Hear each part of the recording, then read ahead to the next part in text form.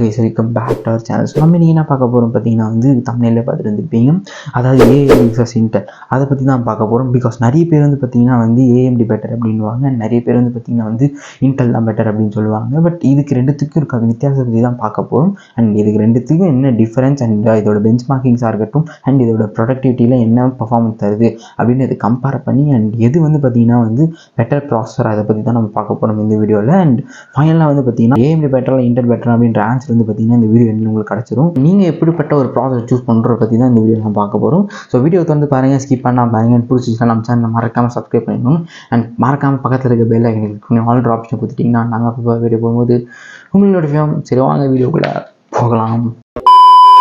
சரி, நான் ஆல்ரெடி சொன்ன மாதிரி பார்த்தீங்கன்னா வந்து நம்ம என்ன பார்க்க போகிறோம் பார்த்தீங்கன்னா வந்து இன்டெல் அண்ட் ஏஎம்டி பற்றி தான் பார்க்க போகிறோம். அண்ட் இன்டெலும் சரி ஏஎம்டியும் சரி வந்து பார்த்தீங்கன்னா வந்து x86 ப்ராசஸர் உருவாக்குற ஒரு கம்பெனி தான். ஸோ அதில் வந்து பார்த்தீங்கன்னா வந்து அவங்களால மட்டும்தான் அந்த மாதிரி ஸ்பெஷலைஸ்டான ப்ராசஸர் வந்து பார்த்தீங்கன்னா வந்து மேக் பண்ண முடியும்.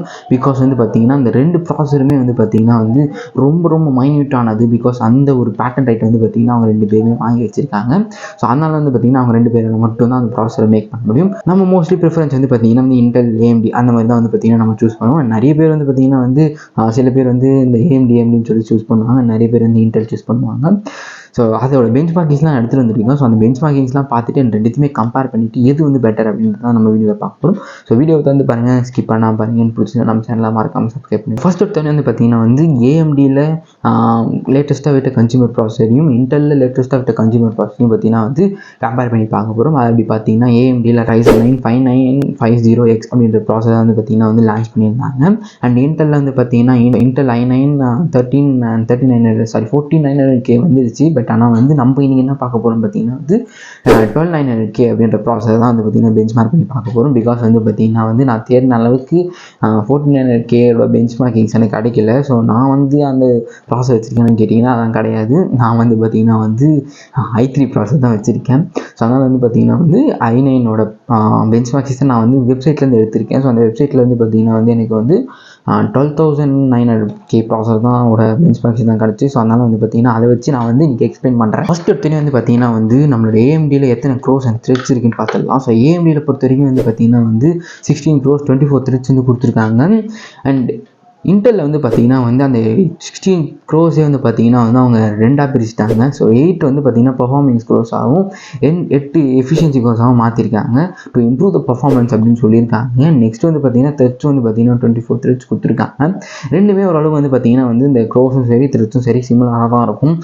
எல்லா இதுலேயும் பார்த்தீங்கன்னா அது i3லையாக இருக்கட்டும், i5லையாக இருக்கட்டும், i7லையாக இருக்கட்டும், i9லையாக இருக்கட்டும், இன்டெல்லையும் சரி ஏஎம்டிலையும் சரி. ஏஎம்டியில் 3, 5 சீரிஸு, 7 சீரிஸ், 9 சீரிஸ் எல்லாத்துலேயும் வந்து பார்த்தீங்கன்னா வந்து சிமிலர் டைப் ஆஃப், அதாவது 24 க்ரோஸு 16 த்ரெட்ஸு அப்படின்னா அதே இதெல்லாம் வந்து பார்த்தீங்கன்னா வந்து ஏஎம்டிலையும் யூஸ் பண்ணியிருப்பாங்க. இன்டெல்லில் அதை யூஸ் பண்ணியிருந்தாங்க, ஆனால் ஏஎம்டியில் அதை யூஸ் பண்ணியிருப்பாங்க. பட் சில இதில் வந்து பார்த்தீங்கன்னா வந்து மாற சான்ஸ் இருக்குது. நெக்ஸ்ட் வந்து பார்த்தீங்கன்னா நம்ம வந்து அப்படியே பார்க்க போகிறதுல இதோட பேஸ் கிளாக் ஸ்பீட்னா என்னென்னு கேட்டிங்கன்னா வந்து நான் ஆல்ரெடி ஒரு வீடியோ போட்டிருப்பேன் ஓவர் கிளாக்கிங் என்ன அப்படின்ட்டு. நீங்கள் அதை இன்னும் பார்க்கலன்னா மேலே ஐ பட்டனில் கொடுக்குறேன், மறக்காமல் போய் செக் பண்ணி பாருங்கள்.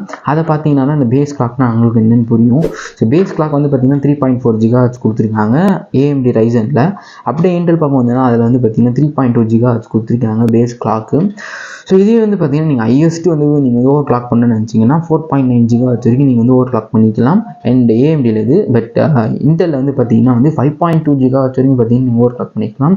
வேறஸ் வந்து பர்ஃபார்மன்ஸ் ஓரளவுக்கு நல்லா கிடைக்கும் இந்த ஓவர் கிளாக் பண்ணிங்கன்னா. டிடிபி வந்து பார்த்தீங்கன்னா வந்து நம்மளோட ஏஎம்டிக்கு வந்து பார்த்தீங்கன்னா 105 வாட் தேவைப்படுது அண்ட் நம்மளோட இன்டெலுக்கு வந்து பார்த்தீங்கன்னா 125 வாட் டிடிபி தேவைப்படுது. டிடிபின்னா நம்மளோட பவர் கன்செப்ஷன் அதுதான் வந்து பார்த்தீங்கன்னா வந்து டிடிபின்னு சொல்லுவாங்க. ஸோ அது வந்து தேவைப்படுது. அப்படியே கேமிங் போயிட்டு கேமிங்கில் என்னென்ன பெஞ்ச் மார்க்கிங் கிடச்சிருக்குன்னு பார்க்கலாம்.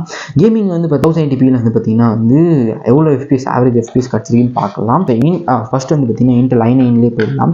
i9ல் வந்து பார்த்தீங்கன்னா வந்து 145 FPS வந்து பார்த்தீங்கன்னா ஆவரேஜாக. கரையாஸ் வந்து பார்த்தீங்கன்னா ஏஎம்டி 9ல் வந்து பார்த்தீங்கன்னா 139 FPS வந்து பார்த்தீங்கன்னா நார்மலாக வந்து பார்த்தீங்கன்னா கிடைக்குது. ஸோ வந்து பார்த்தீங்கன்னா இன்டெல் i9 தான் வந்து ஓரளவுக்கு வந்து பார்த்தீங்கன்னா பர்ஃபார்மன்ஸ் வந்து பார்த்தீங்கன்னா கேமிங் தந்திருக்கு. ஸோ இது வந்து பார்த்தீங்கன்னா வந்து எந்த கேம் ஆடி கிடச்சதுன்னு பார்த்தீங்கன்னா வந்து நம்மளோட நம்மளோட GTA 5 ஆடி தான் வந்து பார்த்திங்கன்னா வந்து இந்த FPS கிடச்சிருக்கு 145 FPS அண்ட் வந்து பார்த்திங்கன்னா 139 FPS வந்து AMDயில் கிடச்சிருக்கு. AMD Ryzen 9 5950Xல வந்து பார்த்திங்கன்னா வந்து இந்த ஒரு பர்ஃபார்மன்ஸ் கிடச்சிருக்கு ஆவரேஜ் FPS.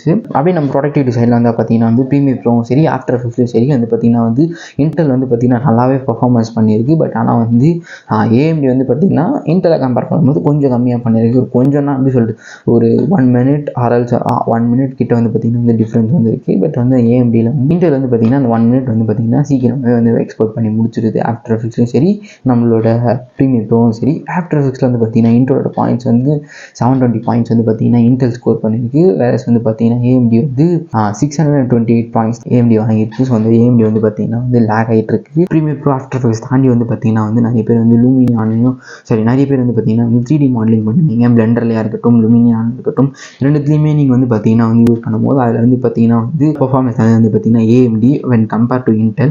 பிகாஸ் வந்து பார்த்திங்கன்னா இன்டர்னல் கிராஃபிக்ஸை கம்பேர் பண்ணும்போது AMDயில் இருக்க இன்டர்னல் கிராஃபிக்ஸ் வந்து பார்த்திங்கன்னா வந்து நல்லாவே பர்ஃபார்மன்ஸ் வருது. அண்ட் 3D ரெண்டரிங்க்கு வந்து பார்த்திங்கன்னா வந்து AMD வந்து பெட்டர் சாய்ஸ். அண்ட் கேமிங்க்கும் நான் ஜஸ்ட்டு செக் பண்ணது வந்து பார்த்திங்கன்னா GTA 5ஓட FPS மட்டும் தான் செக் பண்ணியிருக்கேன். பட் GTA இல்லாமல் வந்து பார்த்திங்கன்னா வந்து நம்மளோட Assassin's Creed அந்த மாதிரி நிறைய கேம்ஸ் இருக்குது. ஸோ அதோட FPS தான் நான் வந்து இன்னும் சரியாக கால்குலேட் பண்ணல. ஸோ அது வந்து பார்த்திங்கன்னா வந்து ஜஸ்ட் வந்து ஒரு எக்ஸாம்பிளுக்கு நான் பிக் பண்ண ஒரு கேம் தான். பட் அதை வச்சு நம்ம வந்து கன்ஃபார்மாக வந்து AMD வந்து ஒரு இப்படி சொல்லிட்டு சுமாரான ப்ராசஸர், இன்டெல் வந்து நல்ல ப்ராசஸர் அப்படின்னு சொல்ல முடியாது. இன்டெல் அதோட வேலை வந்து பார்த்திங்கன்னா நல்லா பர்ஃபார்ம் பண்ணியிருக்கேன். அண்ட் AMD அதோட வேலை நல்லா பர்ஃபார்ம் பண்ணியிருக்கு. பிகாஸ் இன்டெல் வந்து பார்த்திங்கன்னா வந்து நம்ம நார்மல் ப்ரீமியர் ப்ரோவில் வந்து பார்த்திங்கன்னா வந்து 2D திங்ஸ் தான் யூஸ் பண்ணுவோம். ஸோ அதோட ரெண்டரிங் வந்து நல்லாவே தந்திருக்கேன். ஆஃப்டர் எஃபெக்ட்ஸில் வந்து பார்த்திங்கன்னா அதோட ரெண்டரிங் வந்து நல்லாவே இருக்குது. வேறு அந்த 3Dக்குள்ளே வரும்போது வந்து பார்த்திங்கன்னா இன்டெலோட பர்ஃபார்மன்ஸ் ஓரளவுக்கு டிக்ரீஸ் ஆகிருக்கு. ஸோ அதுதான் வந்து பார்த்திங்கன்னா இந்த இன்டெலுக்கும் AMDக்கும் இதில் உள்ள வித்தியாசம், சின்ன டிஃப்ரென்ஸு. அண்ட் நெக்ஸ்ட் வந்து பார்த்திங்கன்னா இதோட விலையை தான் வந்து பார்க்க போகிறோம். ஸோ அதோட விலை வந்து பார்த்திங்கன்னா வந்து AMD Ryzen 9ஓட விலை வந்து பார்த்திங்கன்னா கிட்டத்தட்ட 42,000 வந்து பார்த்திங்கன்னா அமேசானில் விற்றுட்டு இருந்தாங்க. நான் பார்க்கும்போது மேபி வந்து பார்த்திங்கன்னா நீங்கள் பார்க்கும்போது மேபி ப்ரைஸ் ஆனால் சேஞ்ச் ஆகிருக்கலாம். பட் கரெக்ட் ப்ரைஸ் தெரியாது. பட் நான் பார்க்கும்போது 42,000க்கு அமேசானில் விற்றுட்டு இருந்தாங்க. ஸோ அது வந்து AMDயோட விலை. அண்ட் இன்டெலோட வேல்யூ வந்து பார்த்திங்கன்னா வந்து 42,000 விற்றுட்டு இருக்காங்க. 12th Gen 14th Gen உங்களுக்கு வந்து 52,000 51,000 வந்து பார்த்திங்கன்னா விற்றுட்டுருக்காங்க அமேசானில். ரெண்டுத்துலேயுமே வந்து பார்த்திங்கன்னா இப்போ நான் வந்து ஒரு PC பில்ட் பண்ணுறேன். இன்டெலில் ஒன்று AMDயில் ஒன்று பண்ணுறேன்னா பார்த்திங்கன்னா வந்து இன்டெலில் வந்து பார்த்திங்கன்னா நான் ஒரே இன்டெலுக்கும் AMDக்கும் இருக்க 3 டிஃப்ரென்ஸ் என்னென்னு பார்த்திங்கன்னா வந்து ஒன்று ப்ராசஸர் அண்ட் நெக்ஸ்ட் வந்து மதர் போர்டு அண்ட் நெக்ஸ்ட் வந்து RAM. இது 3 தவிர மிச்சம் எல்லாமே வந்து பார்த்திங்கன்னா காமனாகவே இருக்கலாம். SSDயாக இருக்கட்டும் SMPSஆக இருக்கட்டும் எல்லாமே வந்து பார்த்திங்கன்னா சிமிலராக இருக்கலாம். பட் ஆனால் வந்து ரேமும் சரி ப்ராசஸரும் சரி மதர் போர்டும் சரி ரெண்டுமே வந்து பார்த்திங்கன்னா சிமிலராக இருக்காது. இன்டெல் i7 யூஸ் பண்ணும்போது மேபி வந்து ரேம்ஸ்லாம் உங்களுக்கு சிமிலராக இருக்கலாம். பட் i9 யூஸ் பண்ணும்போது என்ன ஆகும்னா i9ல் வந்து பார்த்திங்கன்னா DDR5 RAM தான் சப்போர்ட் ஆகும். ஸோ DDR5 RAM வந்து பார்த்திங்கன்னா கொஞ்சம் costly compared to DDR4 RAM. So அதனால் வந்து DDR4ஓட RAM விலை வந்து பார்த்திங்கன்னா வந்து கம்மியாக இருக்குது.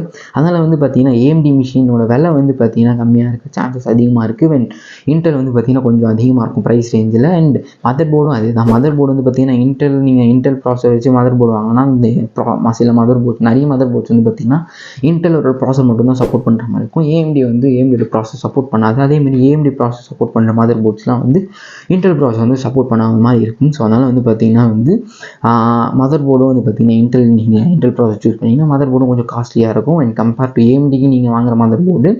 ஸோ அதனால் அதோட ப்ரைஸ் டிஃப்ரென்ஸே வந்து பார்த்திங்கன்னா கிட்டத்தட்ட 20,000 40,000 கிட்ட வந்துடும். நீங்கள் அப்படியே வந்து எக்ஸ்ட்ரா ஒரு கிராஃபிக்ஸ் கார்டு போட்டு வாங்குறீங்கன்னா அந்த கிராஃபிக்ஸ் கார்டே நீங்கள் வந்து இன்னும் கொஞ்சம் ப்ரைஸ் இன்க்ரீஸ் பண்ணி அந்த 20,000 வந்து AMD மிஷினில் போட்டிங்கன்னா அதோட பெர்ஃபார்மன்ஸே வந்து பார்த்திங்கன்னா வந்து நம்மளோட இன்டெலோட i9ல் இருக்க பெர்ஃபார்மன்ஸ் வந்து பார்த்திங்கன்னா இந்த ப்ரீமியர் ப்ரோவாக இருக்கட்டும் ஆஃப்டர் எஃபெக்ட்ஸாக இருக்கட்டும் அடிச்சு தள்ளின்னு போயிடும். அண்ட் கேமிங் வந்து பார்த்திங்கன்னா நல்ல ஒரு ஆவரேஜ் FPS வந்து பார்த்திங்கன்னா அதிகமாக தரும். அதனால் வந்து பார்த்திங்கன்னா வந்து நீங்கள் பெட்டர் வந்து பார்த்திங்கன்னா வந்து AMDயோட 9 சீரிஸும் எடுக்கலாம். யூசரோட கம்ஃபர்டபிலிட்டி இதை பொறுத்து தான். பிகாஸ் நான் வந்து இருக்கிறத நான் சொல்லிட்டேன். நீங்கள் வந்து இதை பார்த்துட்டு நீங்கள் என்ன ப்ராசஸர் வாங்கலாம் என்ன ப்ராசஸர் சூஸ் பண்ணலாம் அப்படின்றதுக்கு. பிகாஸ் இன்டெலோட இது பார்த்திங்கன்னா வந்து ப்ரொடக்டிவிட்டிக்கு நல்லாவே யூஸ் ஆகுது. அப்பார்ட் ஃப்ரம் கேமிங் ப்ரொடக்டிவிட்டி தவிர ஒரு ப்ரொஃபஷனல் யூஸ்க்காகவும் வந்து பார்த்திங்கன்னா இன்டெல் வந்து நிறையவே யூஸ் பண்ணுவாங்க. லைக் ப்ரோக்ராமிங்காக இருக்கட்டும் மாடல்ஸ் வந்து பார்த்திங்கன்னா வந்து அந்த ப்ராஜெக்ட்ஸ் யூஸ் பண்ணுறதா இருக்கட்டும் பிஸ்னஸ் வந்து அந்த டேலி பண்ணுறதா இருக்கட்டும் மோஸ்ட் ப்ராபப்லி இன்டெல் தான் வந்து பார்த்திங்கன்னா நிறைய பேர் யூஸ் பண்ணி நான் பார்த்துருக்கேன். When compare to AMD. But AMD வந்து பார்த்திங்கன்னா வந்து யூஸ் பண்ணலாம். பட் அந்த அளவுக்கு எனக்கு பர்ஃபார்மன்ஸ் கிடைக்குமான்னு கன்ஃபார்மாக எனக்கு தெரியல. பட் ரெண்டுமே வந்து பார்த்திங்கன்னா இந்த ஒரு பர்டிகுலர் இதில் வந்து பார்த்திங்கன்னா சிமிலராகவே பர்ஃபார்மன்ஸ் தரும். ஸோ வந்து பார்த்திங்கன்னா ரெண்டுத்தையுமே நம்மளால் வந்து கம்பேர் பண்ணி இது பெட்டரா அது பெட்டரானலாம் கன்ஃபார்ம் நம்மளால் சொல்ல முடியாது. பிகாஸ் வந்து பார்த்திங்கன்னா வந்து ஒரு சில டைம் வந்து இது பெட்டராக பண்ணியிருக்கு அண்ட் ஒரு சில டைம் வந்து பார்த்திங்கன்னா வந்து இது நல்லா பண்ணியிருக்கு. Based on the user performance, user என்ன பண்ணுறீங்க, அதாவது நீங்கள் என்ன பண்ண போகிறீங்க அப்படின்ற பர்ஃபார்மன்ஸ் யூஸ் பண்ண சார் நீங்கள் என்ன பண்ண போகிறீங்க அதை பற்றி தான் வந்து அதை பேஸ் பண்ணி தான் வந்து பார்த்திங்கன்னா வந்து இந்த ஒரு பர்டிகுலர் சாய்ஸ் வந்து நம்மளால் ரெண்டு ப்ராசஸ்லையுமே வந்து பார்த்திங்கன்னா நிறைய அட்வான்டேஜஸ் இருக்குது அண்ட் ரெண்டுத்துலேயுமே வந்து பார்த்திங்கன்னா நிறைய டிஸ்அட்வான்டேஜஸ் இருக்குது. ஸோ அதை பற்றி பேசணும்னா வந்து பார்த்திங்கன்னா வந்து ரெண்டு பிராண்ட்ஸை கம்பேர் பண்ணுற மாதிரி ஆகிடும். பிகாஸ் வந்து பிராண்ட்ஸை கம்பேர் பண்ணும்போது வந்து பார்த்திங்கன்னா நான் வந்து இன்டெலுக்கு முட்டு கொடுக்குற மாதிரி ஆகிடும், மாடல்ஸ் வந்து ஏஎம்டிக்கு முட்டு கொடுக்குற மாதிரி ஆகிடும். ஸோ ரெண்டுமே வந்து பார்த்திங்கன்னா பர்ஃபார்மன்ஸ் வைஸ் நல்லாவே பண்ணியிருக்கேன். நீங்கள் வந்து ஒரு ப்ராசஸ் சூஸ் பண்ணுறதுக்கு நீங்கள் என்ன பார்க்கணும்னு பார்த்தீங்கன்னா வந்து நீங்கள் எதுக்காக வாங்க போகிறீங்க, நீங்கள் வந்து கேம் விளையாட போகிறீங்கன்னா அந்த கேமுக்கான ஒரு ஆவரேஜ் எஃபிஎஸை நீங்கள் பார்க்குற மாதிரி இருக்கும், அதாவது ஸ்கோர்ஸை பார்க்குற மாதிரி இருக்கும்.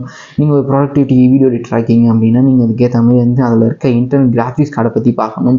பிகாஸ் நீங்கள் வந்து தனியாக கிராஃபிக்ஸ் கார்டு வாங்குறதும் வந்து பார்த்திங்கன்னா ஒரு இது நல்லது தான். பட் ஆனால் வந்து ப்ராசஸர் கூட இன்பில்டே வர நிறைய கிராஃபிக்ஸ் இருக்குது. பிகாஸ் ஏஎம்டியில் வந்து பார்த்திங்கன்னா அந்த மாதிரி ப்ராசஸ் நிறையவே இருக்குது when compare to Intel. So அந்த மாதிரி வந்து பார்த்திங்கன்னா அதையும் நீங்கள் வந்து பார்த்து வாங்குற மாதிரி இருக்கும். அண்ட் அதோட ஸ்கோர்ஸை நீங்கள் வந்து பார்த்திங்கன்னா செக் பண்ணி எவ்வளோ டைமில் வந்து பார்த்திங்கன்னா ரெண்டர் ஆகிருக்கு அண்ட் 3D ரெண்டரிங்க்கு வந்து பார்த்திங்கன்னா எந்த ப்ராசஸ் வந்து நல்லா சூட் ஆகுது அப்படின்ற விஷயத்தெல்லாம் நீங்கள் வந்து பார்த்திங்கன்னா வந்து சூஸ் பண்ணி நீங்கள் வந்து ஒரு டைம் எடுத்து நீங்கள் வந்து சூஸ் பண்ணாமல் இருக்கும்.